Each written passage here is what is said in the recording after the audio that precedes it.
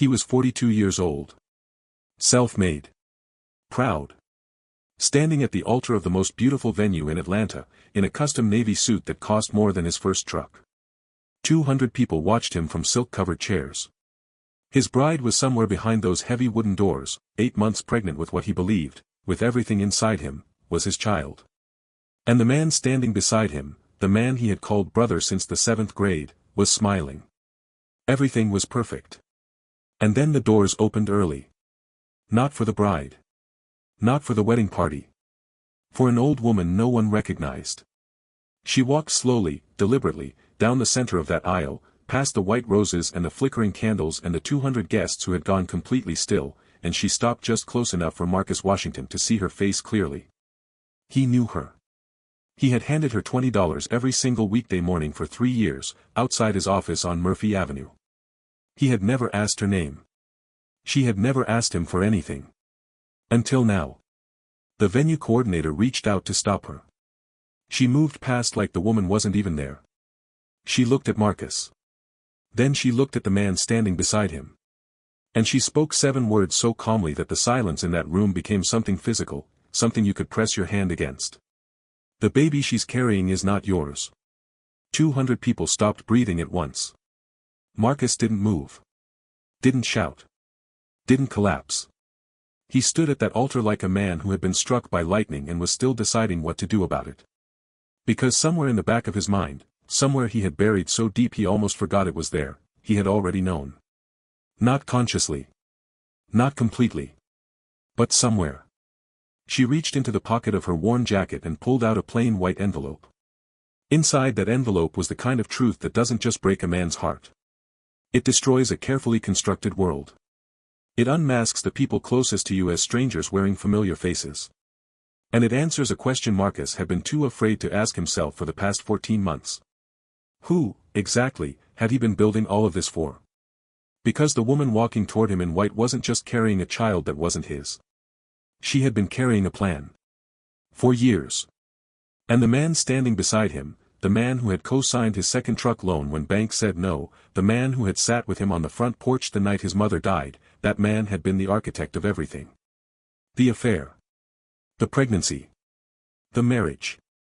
The slow, surgical dismantling of everything Marcus Washington had built from nothing. What Price put in Marcus Washington's hands that afternoon wasn't just photographs. It was a blueprint for his own destruction, written in the handwriting of the 2 people he trusted most in the world. He read it. Every page. Standing at the altar in his wedding suit. And what he did next, not one person in that room was prepared for. Before we continue, drop a comment and tell me where in the world you're watching from. And subscribe now. Because tomorrow's story is one you absolutely cannot miss, and I do enjoy recognizing and welcoming new subscribers in my next video. Let's go back. Before the wedding. Before the altar. Before the envelope. Back to where this story really begins, not in a church or a venue or a courthouse, but in a parking lot on Murphy Avenue at 6:52 in the morning, 3 years before any of this happened. Because that's where Marcus Washington gave away $20 he didn't have to give. And that $20, repeated every single weekday for 3 years, is the reason he's still standing today.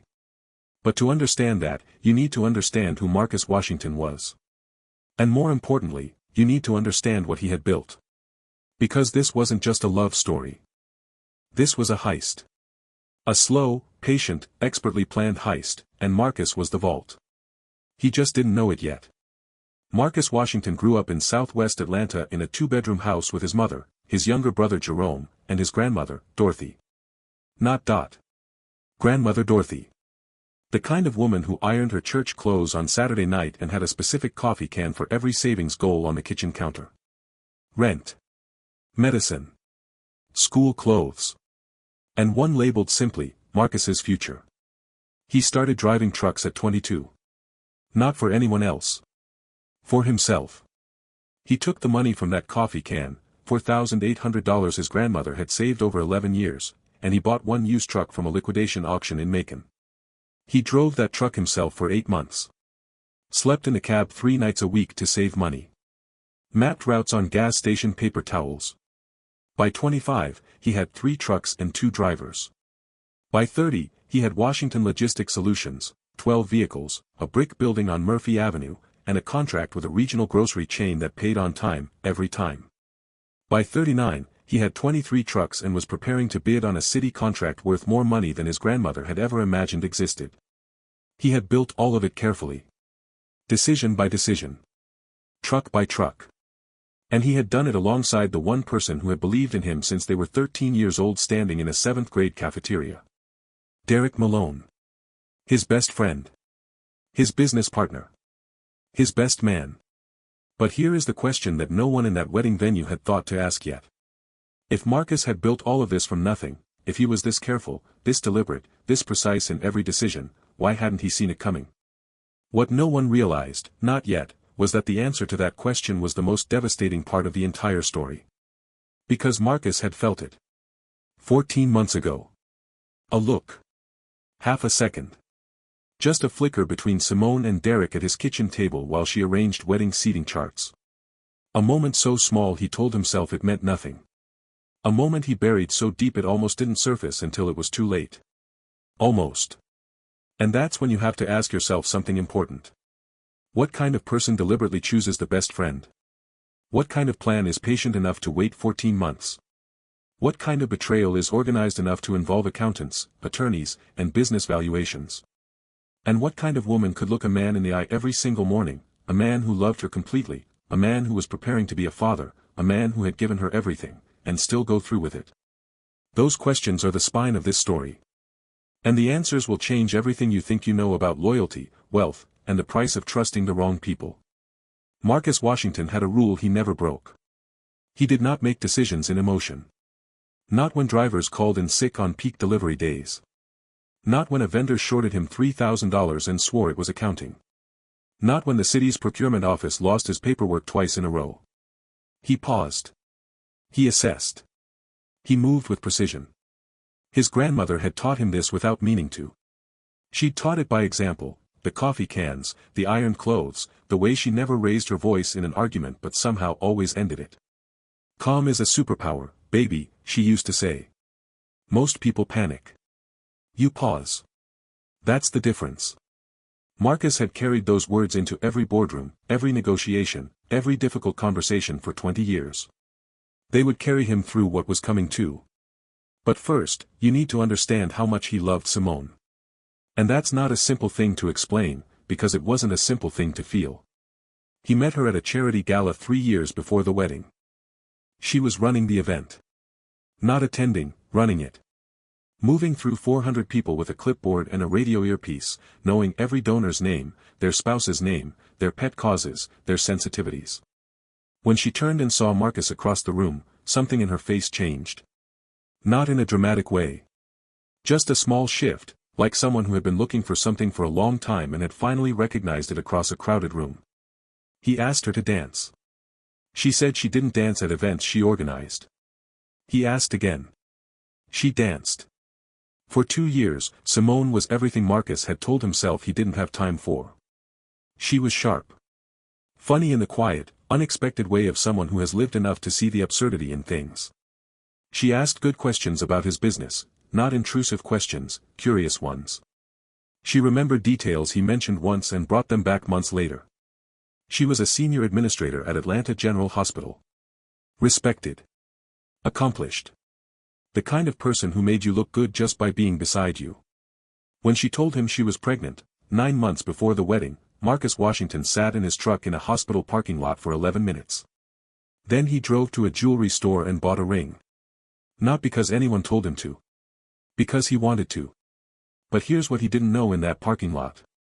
The pregnancy hadn't changed Simone's plan. It had accelerated it. Derek Malone was the kind of man who made every room feel warmer just by walking into it. That's the thing about certain betrayals, the person who destroys you is always someone who had the capacity to complete you. Derek had been Marcus's shadow and his anchor since 7th grade. The co-signed loan. The front porch vigil the night Marcus's mother died.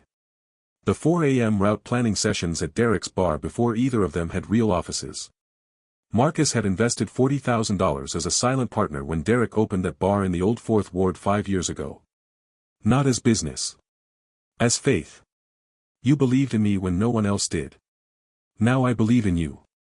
What Marcus didn't know, what he would discover only after the wedding that never happened, was that Derek's bar had been bleeding money for 18 months. Not a little money. The kind of money that keeps a man up at night. The kind of debt that makes a man do things he would never otherwise consider. Derek had taken out 2 loans against the business without disclosing them to Marcus, his silent partner. He had commissioned a secret business valuation of his stake in the bar, and Marcus's $40,000 investment. He had consulted a broker about forcing a buyout of an emotionally invested silent partner who was unlikely to agree voluntarily. 8 months before the wedding, Derek had met Simone for the first time at Marcus's kitchen table. And the plan, already forming in Derek's desperate mind, had found its missing piece. 14 months before the wedding. Marcus was in his kitchen refilling coffee cups. Simone at the table, surrounded by seating charts. Derek on the couch, watching game film on his tablet. Marcus turned to walk back to the kitchen. And in the half-second before he turned completely away, he saw it. Simone and Derek's eyes meeting over the seating charts. A fraction of a second. A look that contained something, something already formed, already shared, already private. Marcus blinked. He told himself it was nothing. Pre-wedding anxiety. Paranoia. The dangerous habit of looking for problems in things that were fine. He went to the kitchen and refilled the coffee. But here is the truth that night never lost. He had seen it. Somewhere beneath the surface of his careful, precise, deliberately constructed calm, he had seen it. And the part of him that built companies from nothing and drove trucks through the night and never let emotion make his decisions for him. That part filed it away. Quietly. Without dramatics. And waited. The morning of the wedding, Marcus Washington felt something he hadn't felt in years. Not nerves. Not excitement. Unease. The kind that doesn't have a clear source. The kind that sits at the base of your throat and won't go down no matter how much coffee you drink. He dressed carefully. He reviewed his vows one more time. He drove to the Pond City venue 2 hours early and walked through every room, not checking on logistics, just walking. The way he walked his warehouse at 6 a.m. on the days when something felt slightly off and he couldn't explain why. Derek arrived at 9. He looked good. Pressed suit, easy smile, the warm familiar energy that had been the soundtrack of Marcus's adult life. They shook hands. Embraced. Big day, brother, Derek said. Yeah, Marcus said. Big day. He watched Derek's face when he said it. Not looking for anything. Just watching. The way his grandmother had taught him to watch. Nothing showed. And somehow that made the unease worse. 200 guests. White roses. String quartet. The bridal doors swung open. And Dorothy Price walked in. She was 63 years old and wore clean, pressed clothes that didn't quite match the occasion. Her gray locks were pinned back with the same precision she brought to everything in her life. Her spine was straight as a courtroom gavel. She didn't rush. She didn't shout. She walked like someone who had rehearsed this moment 4 times and talked herself out of it 4 times and finally decided that the woman she used to be, the legal secretary, the competent professional, the person with the clean apartment and the proud son, that woman could not stay silent one more day. The venue coordinator reached out. Dot moved past her without breaking stride. She stopped just short of the altar. 200 people were completely silent. She looked at Marcus. Then she looked at Derek. And she said it. 7 words. Calm as a closing argument. The baby she's carrying is not yours. The silence that followed was the kind that reshapes a room. Aunt Beverly was half out of her chair. Someone near the back whispered something that sounded like a prayer. The string quartet had stopped playing and no one had told them to. Dot reached into her jacket pocket and removed an envelope. Plain. White. The kind you'd use to mail a utility bill. I have photographs, she said, her voice steady and clear. And I have a letter. Everything you need is inside. She placed it on the edge of the nearest pew. Derek moved first. Marcus, man, she doesn't know what she's talking about. Look at her. She's. Don't. One word from Marcus. Quiet as the space between heartbeats. Derek went still. Marcus picked up the envelope. The paper was smooth between his fingers. Unremarkable. The kind of object that holds the world's weight without looking like anything at all. He looked at Derek. Not with anger. Not with confusion. With the expression of a man who has just found the answer to a question he was afraid to ask. Derek couldn't hold his gaze. That was all Marcus needed. Marcus straightened his jacket. The same precise movement he made before every important business meeting. Every difficult conversation. Every decision that mattered. His footsteps echoed across the marble floor as he walked to the officiant's microphone. 200 people watched. When he spoke, his voice was so completely steady that several guests later described it as the most frightening thing they had ever heard in a church. There won't be a wedding today. He paused. Thank you all for coming. Please enjoy the food. It's already been paid for. He walked out through the side door without looking at anyone. Not at Derek. Not at Simone, who had appeared at the back of the room at some point during all of this, still in her wedding dress, her hand pressed flat against her round belly. Not at Aunt Beverly, who had risen fully to her feet now, her expression a thunderstorm that had been building for years. He walked across the parking lot to his F-150, got in, and sat in the silence for 43 seconds. Then he opened the envelope. The first photograph slid out onto his lap. Derek and Simone at a corner table in a restaurant Marcus recognized, one of those intimate Buckhead places where you needed connections to get a reservation. The lighting was warm and deliberate. Derek's hand covered hers across the white tablecloth. Their heads tilted toward each other in the easy way of two people who had long since stopped being careful. The second photograph felt like a different kind of blow. Derek's black BMW parked outside Simone's apartment building. Early morning light. Long shadows. A timestamp in the corner reading 7:04 a.m. on a Sunday morning, the exact Sunday 3 weeks ago when Derek had texted Marcus that he was skipping their usual breakfast to sleep in. Marcus remembered sending a laughing emoji. Get your rest, man. Behind the photographs, 3 pages of careful cursive. Dot's handwriting was precise, every letter clearly formed, the penmanship of someone trained in professional documentation. I was a legal secretary for 18 years. Good work. Stable life. Then came the cancer diagnosis. The medical bills arrived faster than the insurance payments. While I was sick, my landlord moved. Fraudulent eviction, kept my deposit, destroyed my rental history. One disaster fed the next until there was nowhere left to fall but the street. I have watched you every morning for 3 years, Mr. Washington. I know faces, 18 years in that law firm taught me to read truth from lies. You have an honest face. The kind that matches your actions. I first saw them together by accident. The restaurant windows are visible from the bus shelter I use on cold nights. I told myself it might be innocent. Then I saw them again 2 weeks later. And again. I bought a disposable camera with change I'd saved. I'm not proud of taking pictures of strangers. But something in my gut said this truth needed proof. 10 days ago, they were at that restaurant again. The window was cracked for air. I heard her say his name clearly. Then she said, after this, we won't have to worry about money.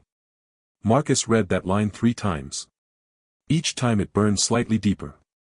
He sat in his truck in the empty lot of the most beautiful venue in Atlanta, still wearing his wedding suit, and he did not cry. He thought.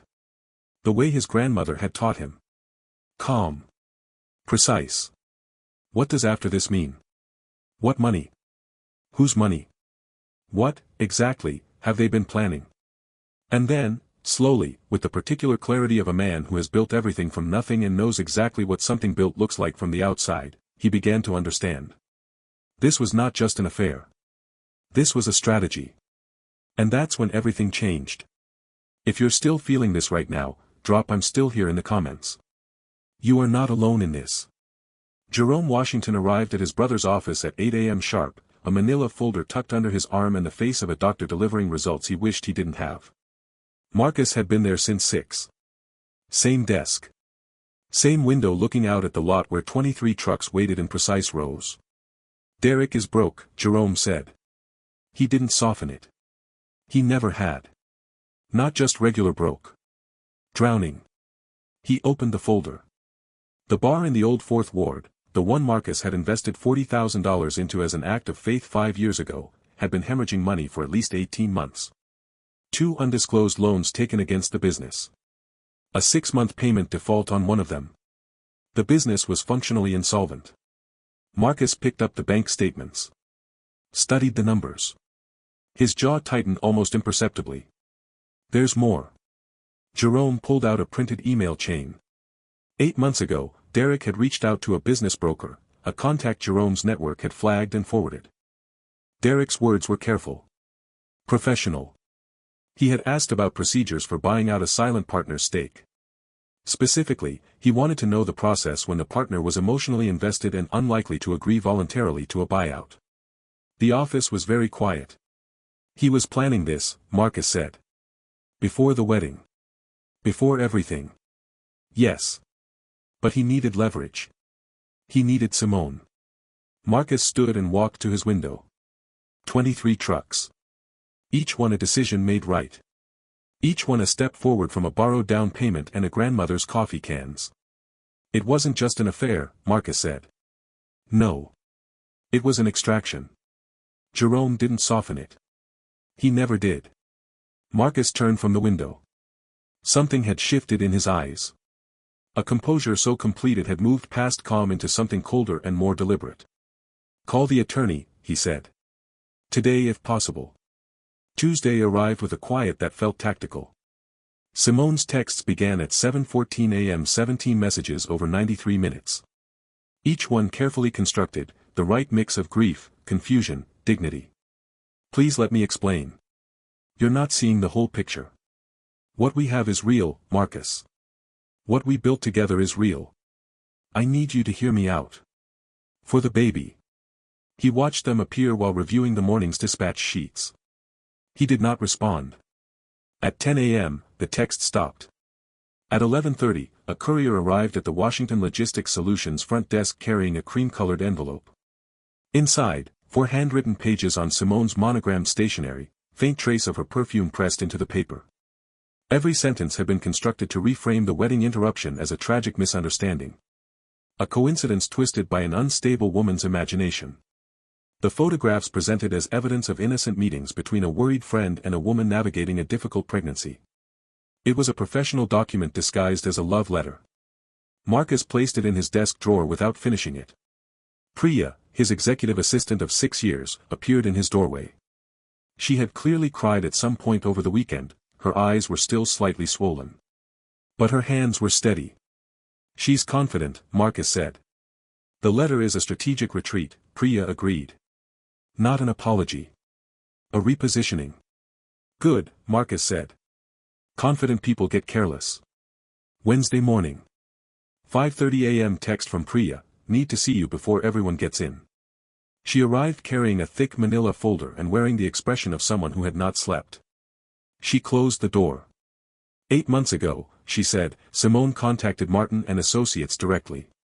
The accountants. She identified herself as your fiancé, said she was helping with financial planning for the wedding and your shared future. She requested the last 3 years of Washington Logistics Solutions complete tax returns. Marcus went still. They gave them to her, Priya continued, and the controlled anger in her voice was precise and careful. James Martin himself authorized it. Never called you to verify. Never sent a notification. Just handed over everything because she was your fiancé and it seemed reasonable. She laid the tax returns on the desk one by one. 3 years of carefully built success. Revenue streams. Asset valuations. Equity positions. Route profitability breakdowns. Everything someone would need to calculate exactly what they could extract. She pulled out another document with red tags.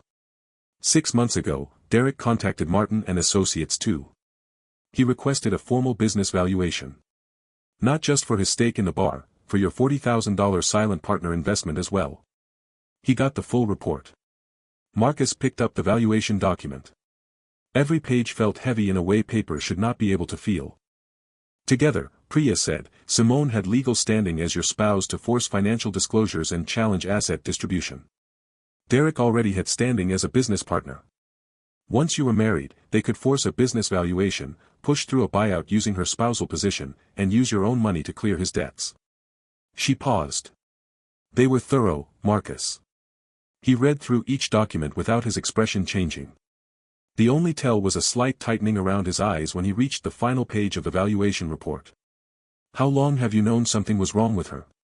he asked finally. Priya was quiet for a moment. "Since month 2, she said. The questions she asked about the business were too specific. Too targeted. She spread her hands. But it was your life. And I had no proof." Marcus nodded once. "Pull every document either of them could have accessed. Every email. Every authorization. Everything. Already started. I'll have it complete by Friday." He stood and walked to his window. "I need you at my house on Saturday." That afternoon, Marcus pulled into the parking lot of the Mechanicsville Transitional Housing Facility. He carried coffee from the Good Place on Edgewood and a box of pastries from the French bakery near his office. The building was clean but worn. Window units humming against the Georgia heat. Dot met him in the common room. Pressed blouse. Perfect posture. Her gray locks neatly pinned. The dignity in her bearing made the institutional furniture look out of place. "Black is fine," she said when he set down the coffee. "You didn't have to bring anything." "I wanted to," he said. He sat across from her. "You almost didn't come." "It wasn't a question." She answered anyway. "For times I talked myself out of it. Sat on that milk crate and told myself it wasn't my place." "What changed?" Dot was quiet for a moment, stirring her coffee. "I thought about who I used to be," she said. "Before the cancer. Before everything fell apart. I thought about whether that woman could live with staying quiet." She looked up at him. She couldn't. He listened without rushing as she told her full story. The diagnosis. The bills. The landlord who moved the moment he sensed weakness, fabricated lease violations, manipulated paperwork, the eviction that came through while she was still doing chemotherapy. "The system moves fast when it's pushing you down," she said. "Moves real slow when you're trying to get back up." When she finished, Marcus said, "I'm having an attorney call you. Not about my situation. About your housing case. What that landlord did is actionable." She looked at him for a long moment. "I can't afford." "You gave me something," he said gently. "Let me give something back. That's just how it works." She studied his face. Then she nodded once. The kind of nod that carries the weight of someone accepting help while keeping every ounce of their dignity intact. Marcus drove back to his office and made 2 calls. One to Jerome, to pull threads on the landlord. One to a housing rights attorney named Marcus Chen. Saturday afternoon. Sunlight through the living room windows. Aunt Beverly settled in the corner in his grandmother's armchair like a quiet sentinel. Priya stood near the hallway. Jerome's silhouette was visible on the patio through the back glass door. Marcus stood near the coffee table in his navy suit. Every document arranged in precise order beneath his hands. Knox arrived exactly on time. That was his name in this room now. Not Derek. Not brother. Knox. He stepped inside and took in the arrangement, the witnesses, the documents, and Marcus watched him recalibrate in real time. "Bro, I need you to hear me out. I'm going to talk first." Marcus began laying documents on the coffee table with the deliberateness of a prosecutor. The photographs from Dot's envelope. The loan records. The undisclosed business valuation. The email to the business broker, Knox's own words about forcing out an emotionally invested partner, laid bare on the table in chronological order. "Theo, man, let me explain. I'm not done." The last document. The tax return Simone had obtained from the accountants 8 months ago. When the final paper was placed, Marcus looked at Knox directly for the first time since he'd entered. The room held its breath. "I have one question," Marcus said. His voice was perfectly controlled. "Was any of it real? Or were you just waiting for the right moment this whole time?" Knox seemed to collapse inward. Not with anger. With the total surrender of a man who has been completely found out.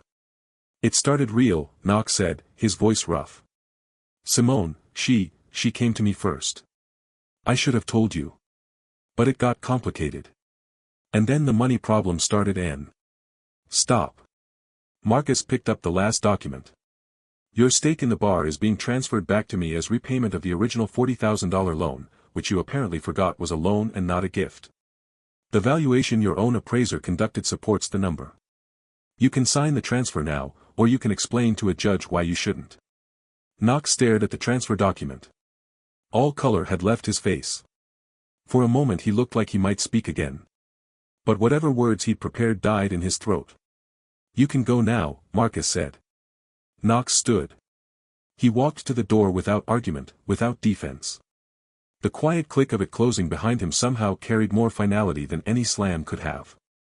20 minutes ticked by on the grandfather clock. When Simone arrived, she stepped into the room like someone entering a chess match. She took in the witnesses, the documents, the entire layout. Marcus watched her recalibrate in real time. The composed expression. The careful eyes. The practiced stillness of someone who had prepared for this conversation and arrived with a strategy already assembled. That small recalibration, that rapid professional adjustment, was the final confirmation of everything Marcus had suspected but not yet said aloud. I know about the tax returns, Marcus said before she could speak. I know about the valuation. I know about the accountant. And I know what you meant when you told Derek that after the wedding, you wouldn't have to worry about money. Simone went completely still. Her practiced composure froze in place like ice that had found the exact wrong temperature. I'm not angry the way you expect, Marcus continued. I'm angry because you wasted 3 years of my life I will never get back. I'm angry because you looked at something I built and saw something to take. And I'm angry because you used my best friend to do it, which means you understood exactly how to hurt me. And you chose that specific weapon on purpose. He slid a formal document across the table. His attorney's demand regarding unauthorized access to proprietary business documents, with the Georgia Attorney General's Consumer Protection Division clearly noted at the top. The hospital board has also received a letter, he added, his voice completely even. Noting that a senior administrator used her position and title to obtain confidential business records under false pretenses. The document trembled slightly between Simone's fingers. Not from emotion. From the recognition of consequences she had not fully calculated. You're really going to do this? I already did it. She left without another word. Her heels a sharp, retreating rhythm on the hardwood.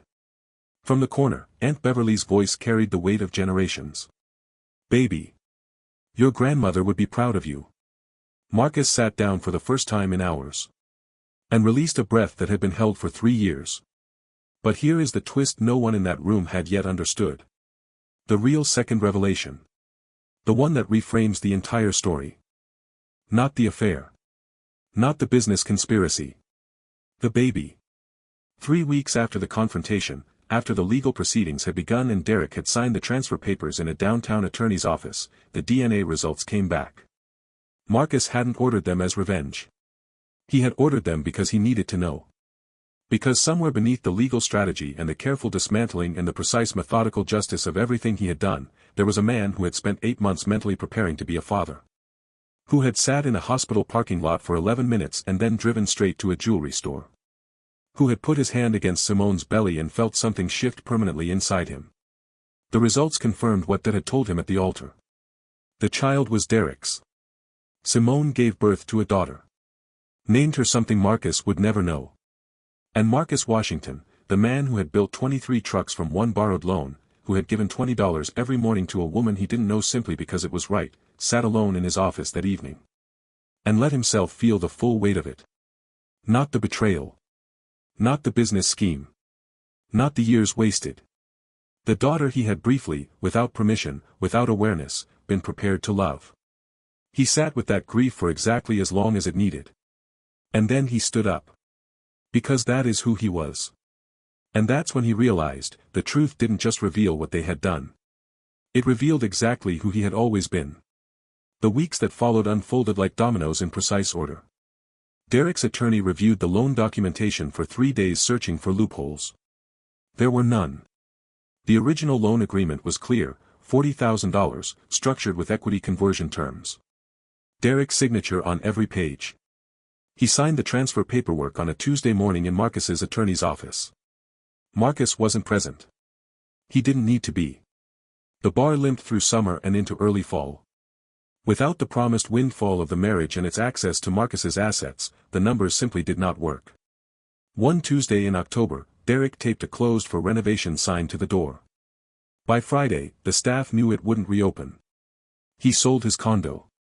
Packed what fit into his SUV. Drove to Charlotte. Took a sales position with a beverage distributor, his first time working for someone else since college. When Jerome told Marcus this detail over lunch, Marcus just nodded. There was no satisfaction in it. No spike of vindication. Just something settling inside him. Like a door closing softly in a quiet house. Simone's professional unraveling moved faster. The hospital board convened a formal review 3 weeks after Jerome's letter arrived. Their chief counsel delivered the verdict at the final hearing. The unauthorized use of position and title to obtain confidential business records shows a pattern of behavior incompatible with senior administration. They voted to terminate her employment on a Wednesday afternoon. She was walked out through the main lobby, personal items in bankers' boxes, her hospital badge collected at the door. Atlanta's healthcare administration community was tight-knit. Word traveled fast. Details emerged in pieces. After 2 months of unsuccessful local interviews, she accepted a position in Birmingham. Assistant administrator, 3 steps down from her previous title, at 60% of her former salary. The termination followed her like a shadow. Every background check flagged it. Every reference call stumbled over it. Can you explain the circumstances of your departure from Atlanta General? Marcus took the $40,000 recovered from the bar transfer and turned it into something new. He used it as a down payment on a 2022 Freightliner for Antoine Carter, a 26-year-old driver from Vine City who had started as a warehouse loader 2 years earlier, worked his way up to short routes, stayed late to learn dispatching, and asked the kind of smart questions that told you someone was building something. Antoine reminded Marcus of himself at that age. Hungry to build something. Willing to learn every piece of the business from the ground up. He handed Antoine the keys on a Tuesday morning. The young man held them for a moment, just held them, looking at the truck, and something in his expression was so quietly enormous that Marcus had to look away. He had felt that exact feeling once. Standing in a used truck auction in Macon.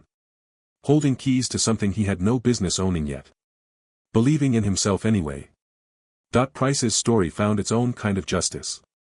The housing rights attorney Marcus retained, Marcus Chen, meticulous and determined, built a solid civil case against her former landlord. The judgment wasn't massive. But it was enough. Combined with her Social Security and the part-time bookkeeping position Jerome helped her secure at a local construction company, using the legal secretary skills she had carried silently for 3 years, she had what she needed to start over. She chose a small apartment in Mechanicsville. 4 blocks from the bus shelter. The location was not random. She wanted to walk past it every morning. Not as a reminder of what she'd lost. As proof of what she'd reclaimed. The thing about systems, she told Marcus when he stopped by with a housewarming peace lily, is they only work if someone makes them work right. You didn't rescue me. You just made the rules apply the way they were supposed to. She set the lily on her kitchen windowsill. Her bookkeeping ledgers arranged neatly on the desk beside it. Marcus Washington had not dated since June. People asked, friends, family, Aunt Beverly in her gentle persistent way. But he was present in his life now in a way he hadn't been when Simone occupied so much of its space. He saw things clearly. Felt things fully. The business thrived under his undivided attention. 27 trucks now.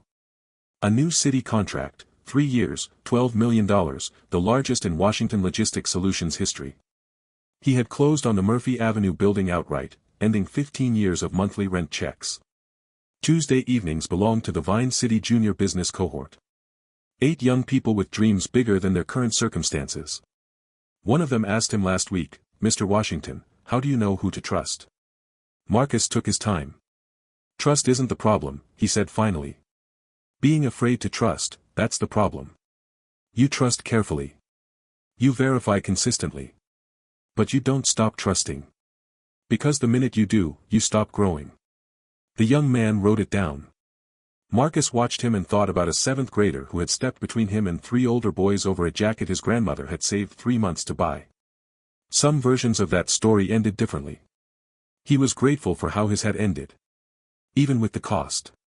Especially because of the cost. And so I want to ask you something. Because this story wasn't just about betrayal.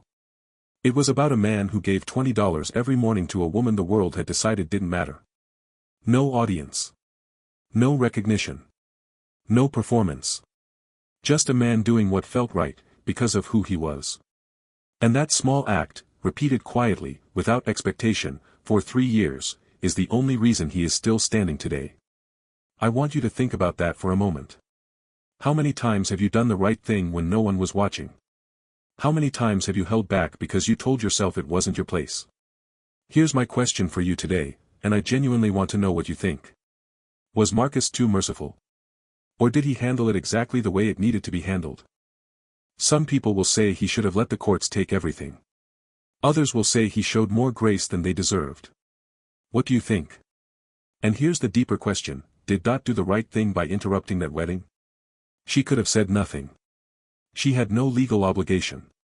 No one would have known she had those photographs. She could have stayed on that milk crate and let Marcus walk into a marriage built on a lie. Was she right to intervene? Was it her place? I want to know where you stand on that. Drop your answer in the comments right now. And tell me, which moment hit you the hardest? Was it Marcus reading Dot's letter alone in his truck in the parking lot? Was it the quiet click of the door when Derek left? Was it the DNA results? The daughter he had briefly prepared to love? Or was it Marcus at that altar, not shouting, not collapsing, just straightening his jacket and walking to the microphone? There is a certain kind of strength that doesn't announce itself. That doesn't need an audience. That doesn't break. It just, quietly, precisely, without drama, refuses to be destroyed. Marcus Washington built 27 trucks from nothing. He gave $20 to a stranger every morning for 3 years. He sat in his grandmother's armchair on a Friday night before the biggest confrontation of his life and wrote down what he knew to be true about himself. I built something from nothing. I was loyal without requirement. I was generous without needing recognition. I was not naive. I was trusting. And those are not the same thing. I am still all of these things. That is not just a story about betrayal. That is a story about who you remain, after everything tries to unmake you. If this story stayed with you, share it with someone who needs to hear it right now. And if you're not subscribed yet, what are you waiting for? Subscribe now and join our family. Stories like this one, every single week. The kind that stay with you long after they end. I'll see you in the next one. And if you thought this story was intense, wait until you hear what happened next. Tomorrow's story involves a woman who forgave the person who destroyed her. What she discovered years later will leave you speechless. Don't miss it. Subscribe. Comment. Share. Stories that stay with you, long after they end.